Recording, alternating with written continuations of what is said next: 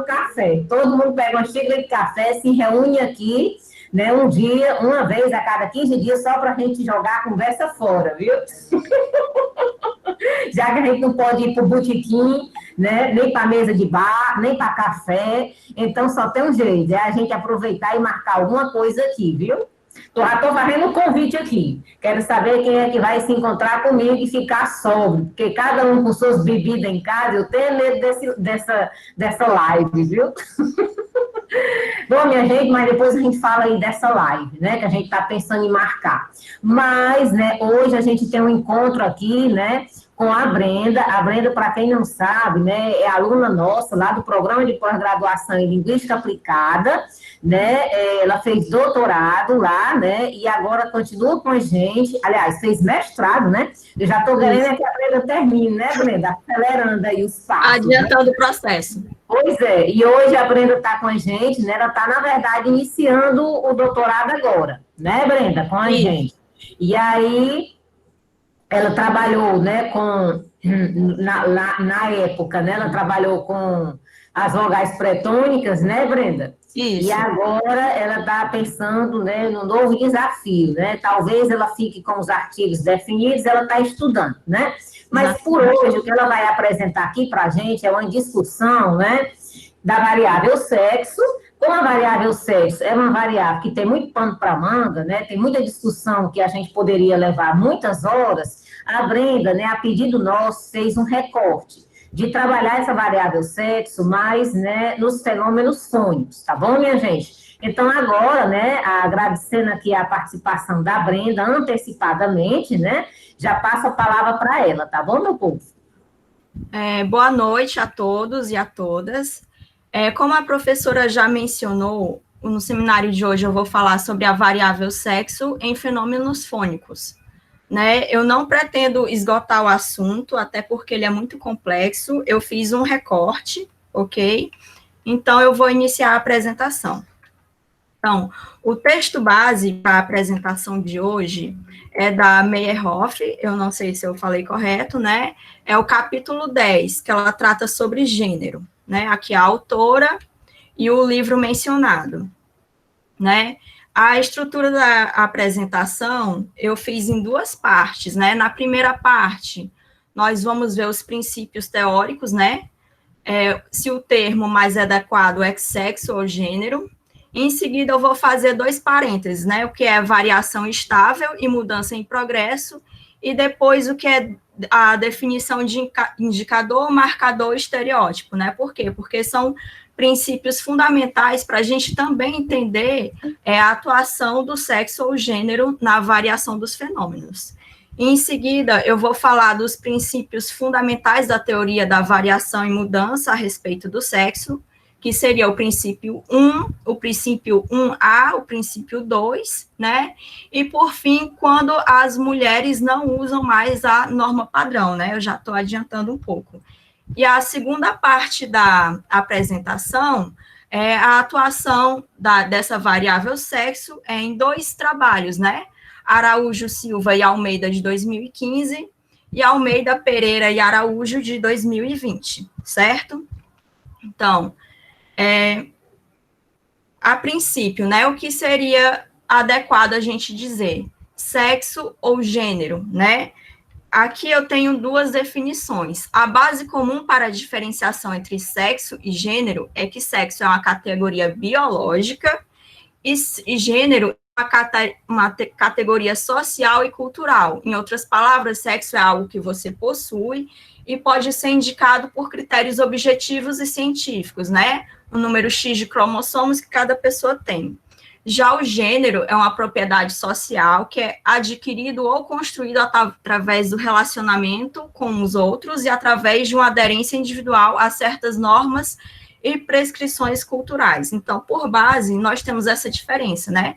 Sexo é uma categoria biológica e o gênero, ele está relacionado com o social, né? Algo que é construído e adquirido.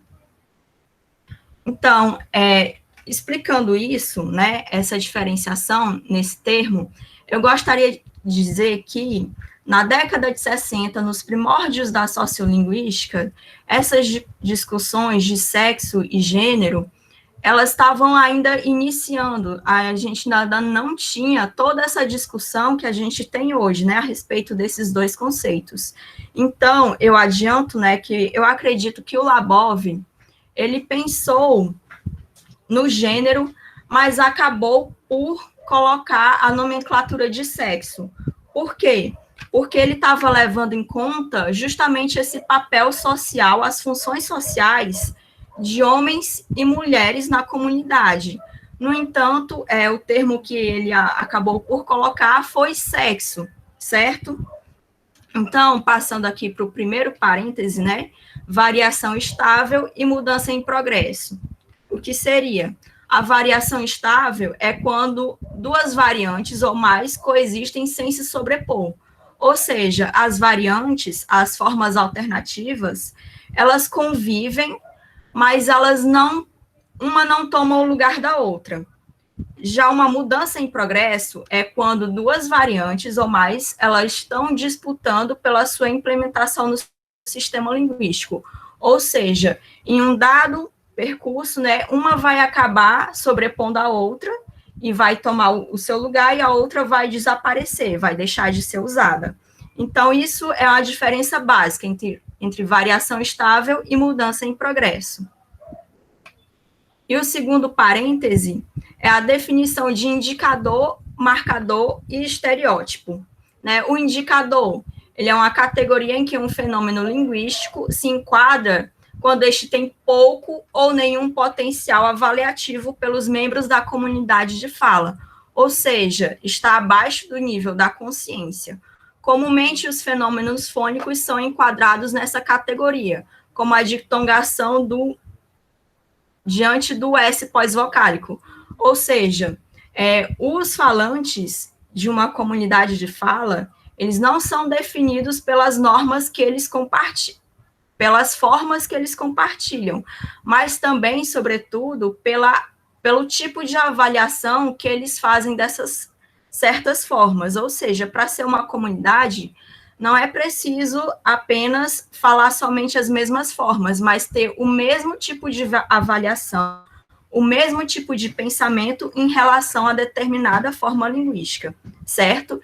E, às vezes, essas formas linguísticas, o falante ela não tem consciência sobre elas. Então, se eles não têm consciência sobre elas, acaba que eles não têm nenhum ou pouquíssimo potencial avaliativo. Né? E como eu disse, né, no sistema fonológico, é comum que esses fenômenos sejam enquadrados como indicadores, como também a variação das pretônicas. Dificilmente um falante da comunidade de fala de Fortaleza, ele vai avaliar positiva ou negativamente uma pronúncia como revista ou revista, porque esse tipo de fenômeno geralmente está abaixo da consciência dele, certo? Então, nós temos uma outra categoria aqui, que é marcador, que é uma categoria em que um fenômeno linguístico se enquadra quando esta se apresenta um potencial avaliativo moderado, ou seja, não é um fenômeno que o falante tem plena consciência, mas também não é aquele que ele ignora por completo, né? O potencial avaliativo é moderado. E ele pode ser detectado em testes de atitudes linguísticas, né? Quando um informante ele é questionado se aquela forma tem algum valor ou não. Ou seja, ele pode ser questionado se determinadas pessoas que falam essas formas, ele avaliam essas pessoas positiva ou negativamente, né? Então, ela está no nível de consciência intermediário, né? A variação dos pronomes tu e você, ela pode ser enquadrada como um marcador, né? Já que o falante, ele não ignora por completo, mas também não tem plena consciência de avaliação desse fenômeno. E o estereótipo, né, por fim, é a categoria em que um fenômeno linguístico se enquadra quando o falante tem plena consciência de sua existência e faz avaliações sobre ele. Geralmente, esses estereótipos são explorados em novelas, seriados e filmes quando um personagem é de outra região. A variação da concordância da terceira pessoa e a aspiração do ver são exemplos, né? Aqui, o falante ele já tem plena consciência desse fenômeno. Então, ele pode fazer julgamentos de valor se as pessoas que utilizam essas determinadas formas, elas são cultas ou são ignorantes e etc.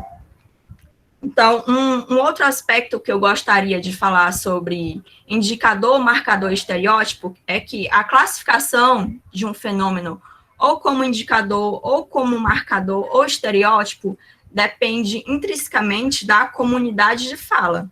É da avaliação das pessoas que têm sobre essas formas que define se esse fenômeno é um indicador, marcador ou estereótipo. Por exemplo, na comunidade de Fortaleza, a variação das pretônicas não é um fenômeno estigmatizado, mas pode ser que em uma outra região, com uma outra comunidade de fala, pode ser que as pessoas tenham consciência desse fenômeno e tenham alguma avaliação sobre ele, né? Se negativo ou positivo. Então, sendo assim, uma comunidade é um fenômeno, pode ser um indicador e em outra pode ser um marcador. Então, o que é fundamental são os testes de atitudes para a gente elucidar se se trata de um indicador, marcador ou estereótipo. Então, por que eu falei isso, né? Porque esses dois parênteses, né, da variação estável e dos indicadores, marcadores e estereótipos, eles vão ser úteis para nós entendermos, né, os princípios fundamentais da teoria da variação e mudança a respeito do sexo. Então, o princípio 1, as variantes linguísticas estáveis. As mulheres usam mais a forma padrão. No princípio 1A, mudança em progresso acima do nível de consciência. As mulheres usam mais a forma padrão do que os homens. E o princípio 2, né, a mudança em progresso abaixo do nível da consciência. As mulheres usam mais a forma inovadora do que os homens. Então, esses princípios, eles foram discutidos por Labov, né? E as duas primeiras indicam situações que as mulheres conduzem os homens nas variantes padrão.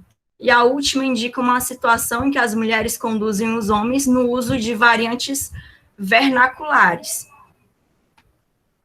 Então, o princípio 1, a variante linguística estável. Aqui é quando duas variantes, né, elas estão convivendo, mas sem se sobreporem. As mulheres tendem a utilizar mais a forma padrão em situações de variação estável. E essa situação, ela já foi interpretada de formas distintas, né?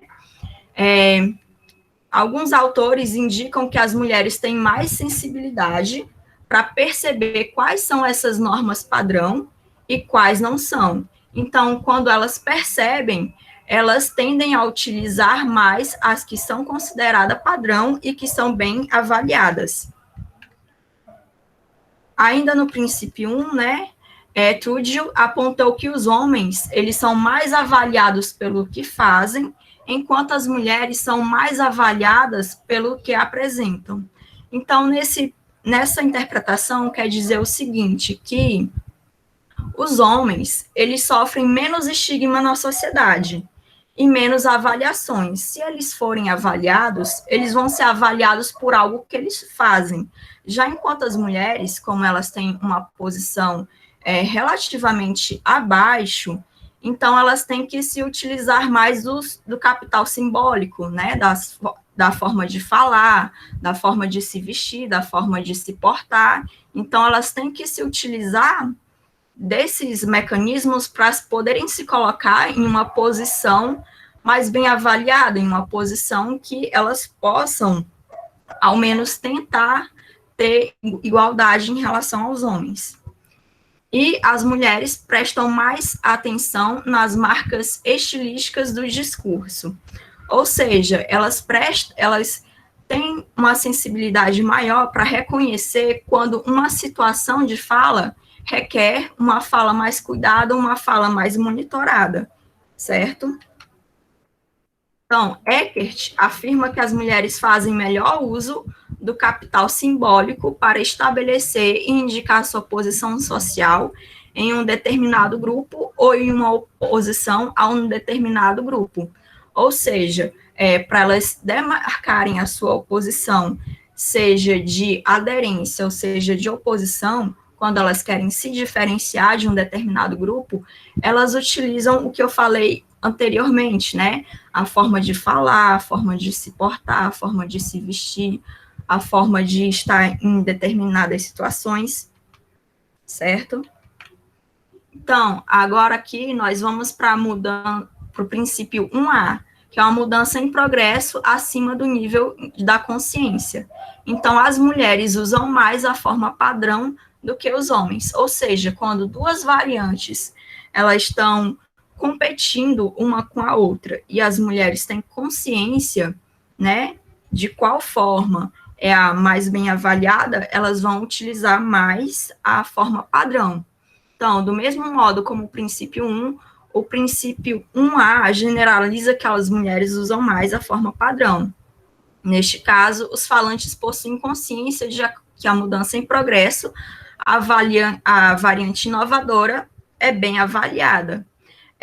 Um outro parêntese que eu gostaria de fazer é que a variante inovadora, a variante que está surgindo no sistema, ela pode ser mal avaliada e pode ser bem avaliada. Então, nem sempre a variante inovadora, ela vai ser estigmatizada, não. Às vezes, ela pode ser bem avaliada. Se um determinado grupo com status social elevado na sociedade começar a utilizar uma forma, então as demais pessoas vão imitar, né, por conta do valor bem avaliado dessa forma. Então, o uso desse tipo de variação é o uso do R final ou em posição pré-consonantal, né? O Labov, ele fez uma pesquisa em Nova York e ele investigou o R, né? O R final, ele é liderado por falantes de classe social elevada e em estilos de fala mais monitorada, ou seja, os grupos que detêm maior capital, eles utilizam muito o R final e em posição pré-consonantal também.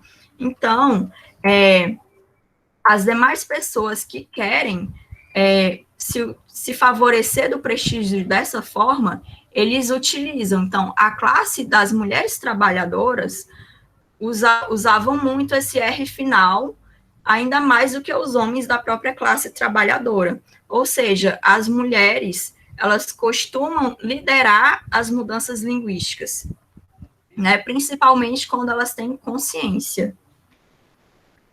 Então, os nova-iorquinos avaliam melhor a pronúncia com o R final do que as pronúncias com a ausência do R final.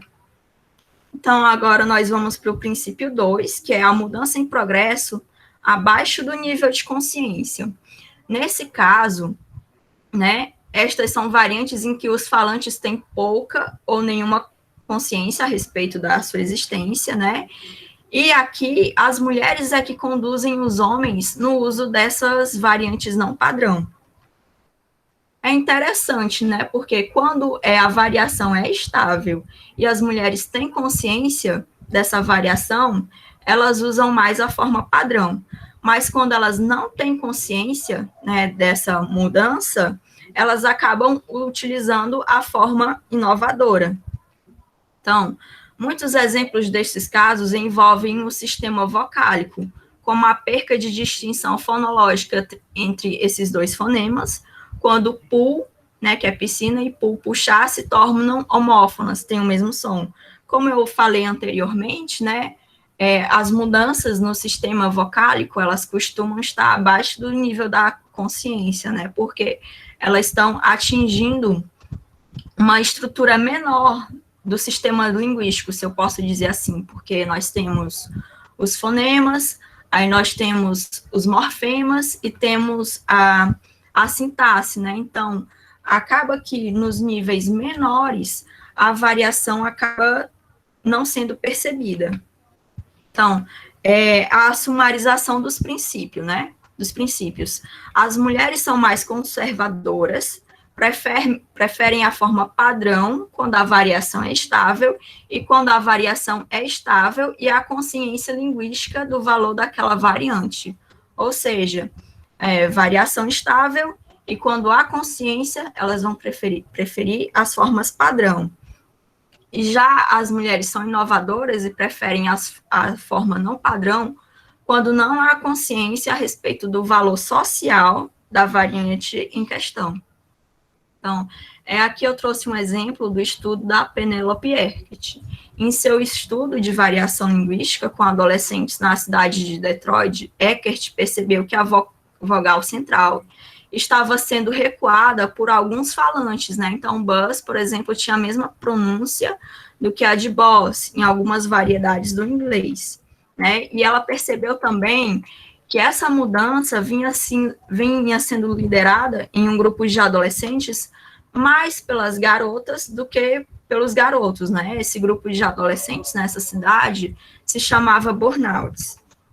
Além disso, a pesquisadora notou que o sexo é uma variável que interage com outros fatores, né? Então, quando a gente pensa em sexo ou em gênero, a gente tem que levar em consideração que esse fator, ele interage também com a classe social, com a escolaridade, com a faixa etária, certo?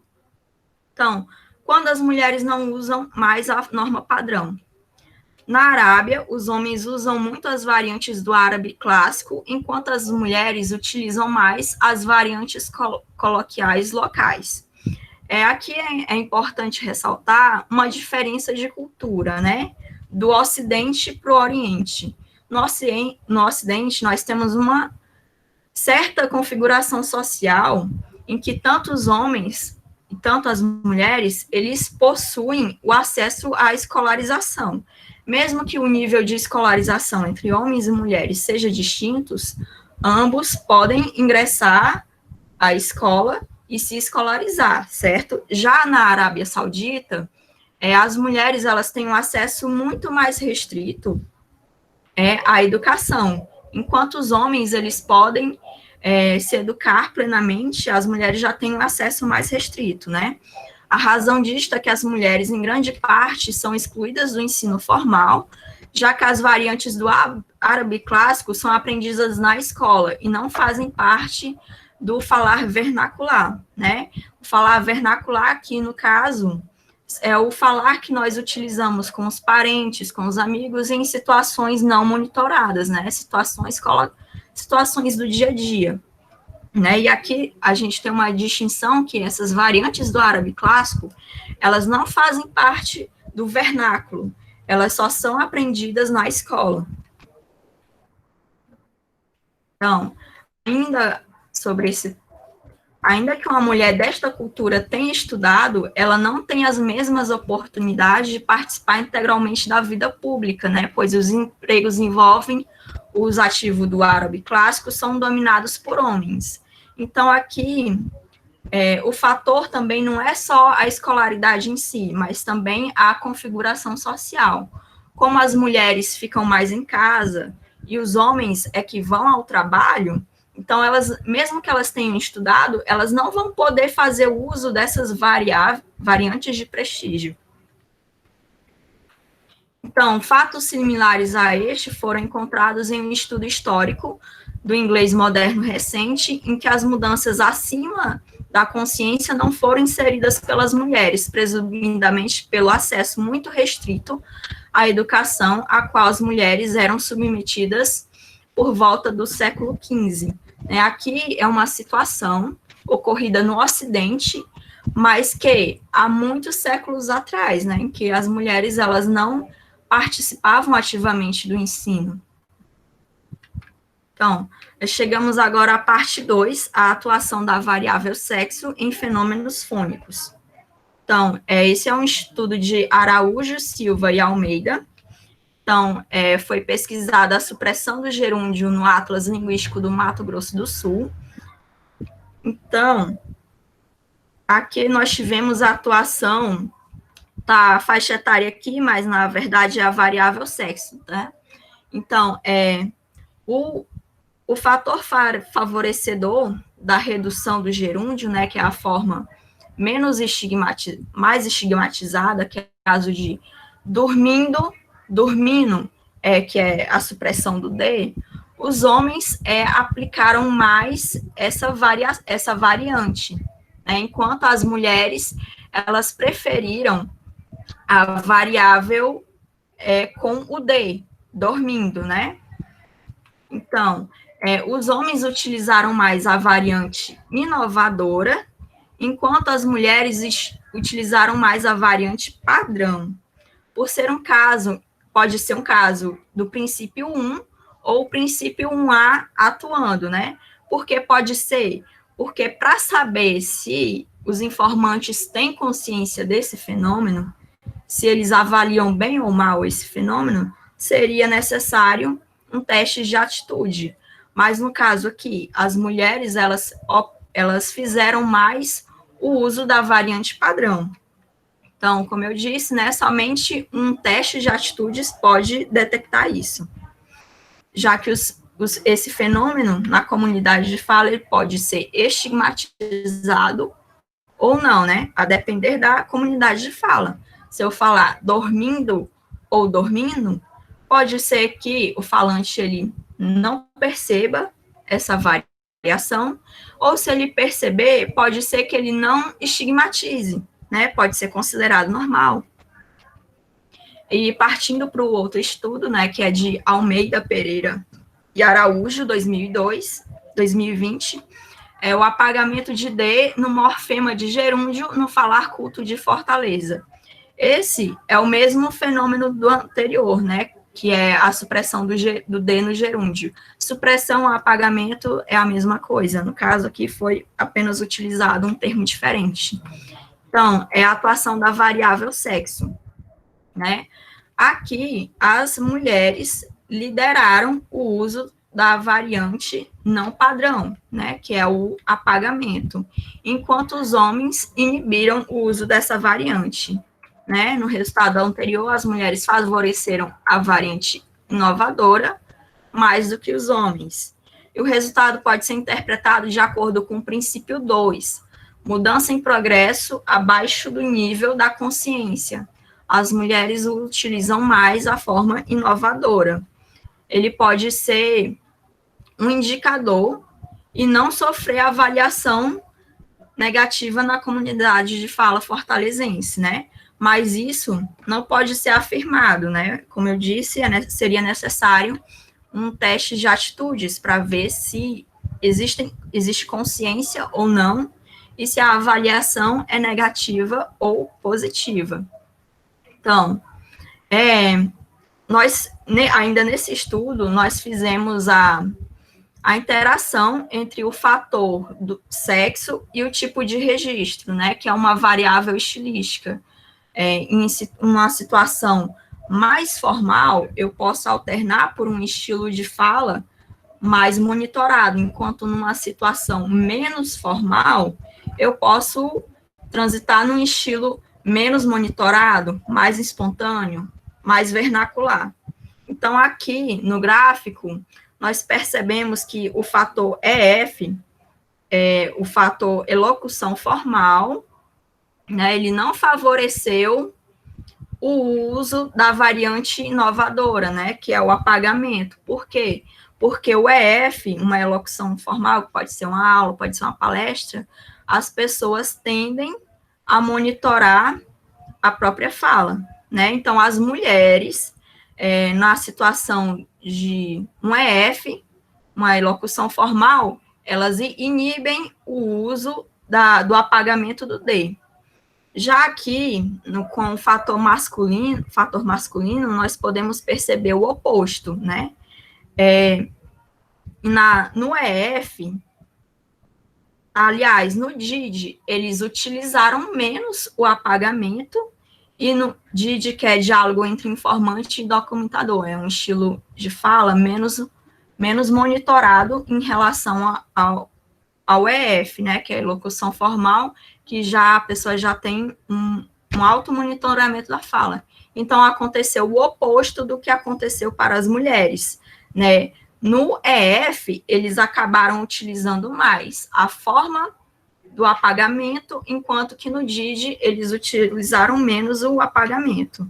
Aqui nós vemos a interação dos fatores, né? Como eu tinha dito, o sexo por si só, ele é importante, mas quando você cruza esse fator com outros fatores, você pode descobrir mais coisas.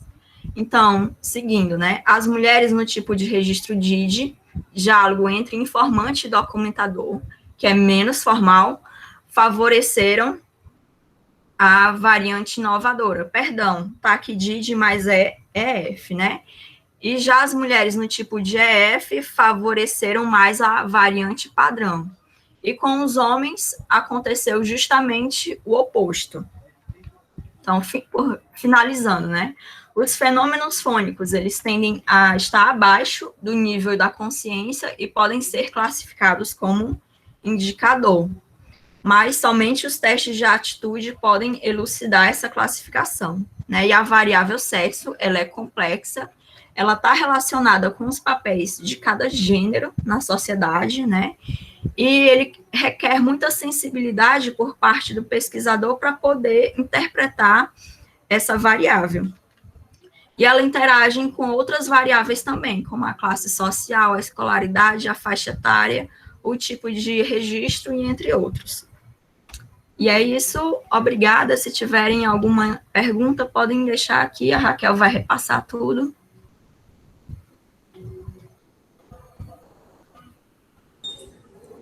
Obrigada, Brenda, aí, pela objetividade, viu?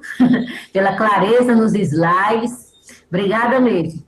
Obrigada. Gente, a Brenda agora também, né? Quer dizer, nós todos, né, de uma forma geral, ficamos aqui agora disponíveis, né, para discussão. Quem tiver, né, assim, alguma colocação, algum comentário mesmo, não precisa nem ser questão, né? Algum comentário ou mesmo uma questão, né? Pode fazer, tá? O momento é agora.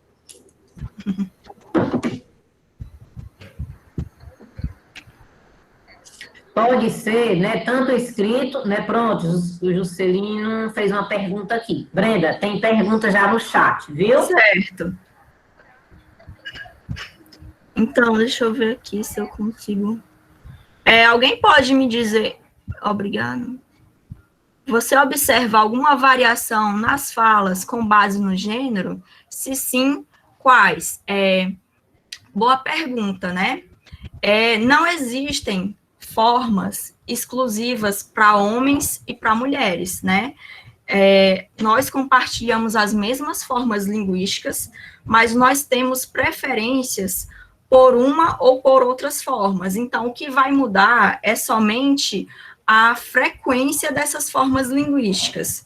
Eu não sei se eu estou sendo clara, mas, assim, o que é ressaltado pelos teóricos é que não existem formas linguísticas exclusivas para o gênero feminino ou para o gênero masculino, né? Nós fazemos uso de todas e o que varia é apenas a frequência. E outros fatores interferem nisso, como o estilo de fala, se eu estou numa situação mais formal ou menos formal, e também os princípios, né? Se os princípios generalizadores dizem que as mulheres optam pelas formas padrão, né, para se valer do capital simbólico, então nós vamos utilizar mais as formas que são prestigiadas, né, para aumentar a nossa posição e evitar aquelas formas que nós temos consciência de que são estigmatizadas.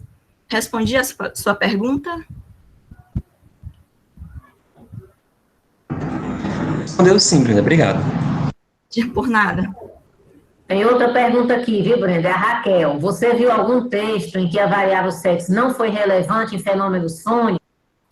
Bom, eu fiz um apanhado de alguns trabalhos em que eu pesquisei, né, fenômenos fonéticos fonológicos, e tive, sim, trabalhos em que a variável sexo sequer foi selecionada, como a síncope das proparoxítonas, né, em que o O, eu fiz um estudo sobre o O, e nesse trabalho o fator sexo não foi selecionado, então ele não foi relevante, né? Nem positivamente, nem negativamente, simplesmente o programa não selecionou essa variável. Por ser uma variável fônica, né, é importante ressaltar que, pela minha experiência e também pela literatura de muitos trabalhos que eu já li, é o que acaba mais interferindo nos fenômenos fônicos são os fatores estruturais, né, fatores da própria língua, tipo o contexto consonantal, o contexto seguinte, a estrutura da sílaba, né, os fatores sociais, como o sexo, a escolaridade, eles não têm muita força sobre esses fenômenos, mas, claro, né, é necessário que o estudo seja realizado para o investigador confirmar essa hipótese. Mas, com os trabalhos que eu já fiz, né, os fenômenos estruturais, eles acabam tendo uma força maior do que as variáveis sociais sobre os fenômenos fônicos.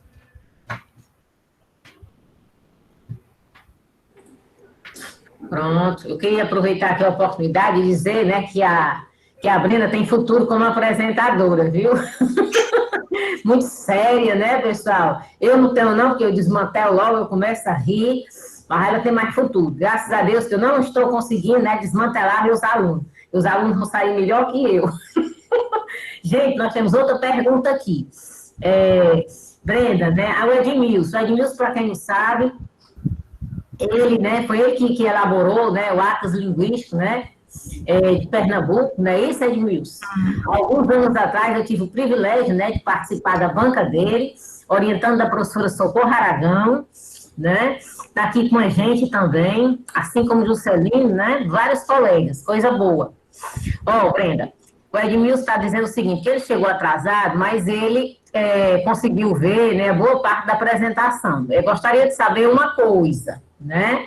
Aí ele pergunta aqui, em que ou em quem você se baseia para tratar as variantes não estigmatizadas, né, de padrão? Tenho discutido bastante isso, porque, a meu ver, há uma distinção entre padrão e culto. Pode haver padrão e não culto, não é? É a pergunta dele, certo? Pronto. É preciso a gente diferenciar, né? Norma padrão de norma culta. Norma padrão, geralmente, é aquela utilizada, né, pela gramática, é utilizada no noticiário, utilizada nos jornais. Já a norma culta é a norma que é própria dos falantes tidos como cultos na sociedade. Então, nem sempre a norma padrão, ela é padrão, né? Mas a norma que os falantes cultos se utilizam, ela pode não coincidir com a norma padrão. Eu já vi um estudo, né, que pesquisou esse mesmo fenômeno, a redução do gerúndio, mas foi na fala de informantes cultos. E esse fator, ele não sofreu estigma daqueles falantes, certo? E tanto que ele apareceu bastante na fala desses informantes com nível superior completo, né? Então, o que eu procuro me basear, né? Se a variante é estigmatizada ou não. Para aprofundar isso, como eu falei várias vezes na apresentação, para saber se uma variante ela sofre estigma ou não, é necessário um teste de atitudes. E eu já pesquisei alguns fenômenos, como a síncope das proparoxítonas, por exemplo, em que a palavra assim, bêbado, ela é pronunciada como bebo, certo? Então, geralmente, o que é padrão, ele é bem melhor avaliado do que o que não é não padrão. Então, eu procuro investigar em outros trabalhos, na literatura prévia, se esse fenômeno pode ser estigmatizado ou não. Então, eu sempre faço uma revisão para ter essa base, certo?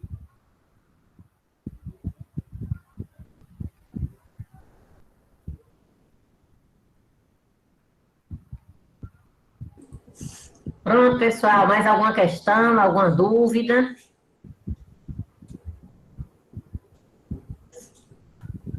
Bom, então se ninguém tiver mais nenhuma colocação, nenhuma questão, nenhuma dúvida, né? A Raquel está colocando aqui mais uma vez, né, o link de frequência, tá? Para ninguém perder a frequência. E agora, né, eu agradeço demais, né, a contribuição da Brenda, né? Todos os que estão apresentando, eu gostaria de mais uma vez agradecer, porque mesmo num momento como esse, né, ninguém desistiu quando a gente pensou esses seminários do LAPES, né, foi muito antes da pandemia, então a gente não está vivenciando essa situação, né, mas aí todo mundo, graças a Deus, aceitou, né, tá todo mundo participando, boa, né, e aí, não, eu acho que a gente pensou já no período de pandemia, porque a pandemia parece que vai durar o ano todo e a gente já fica sem noção de quando começou isso, né, mas, né, mais uma vez eu queria agradecer a participação de todos, né? E hoje a participação da Brenda, agradeço demais. E aí, gente, nós nos encontramos aqui na próxima, tá bom?